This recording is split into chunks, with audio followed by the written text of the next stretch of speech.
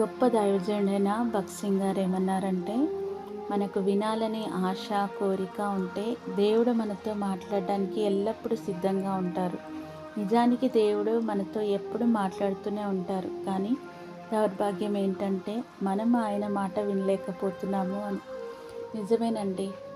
మరి మన దేవుని రాకడ ఎంతో సమీపంగా ఉంది. సమయం లేదు కదా అని మనం ప్రార్థన చేయకుండా, వాక్యం ధ్యానించకుండా ఉంటే దేవుని స్వరాల్ని వినలేము. ఆశ కలిగిన మోషేతో దేవుడు మాట్లాడాడు. వినాలని కోరిక కలిగిన అబ్రహాముతో దేవుడు మాట్లాడాడు. సహవాసం చేయాలని ఆశ కలిగిన హానోకుతో దేవుడు మాట్లాడాడు. ఈరోజు మనకు అలాంటి ఆశ ఉందా? కోరిక ఉందా? దేవుని స్వరం వినాలని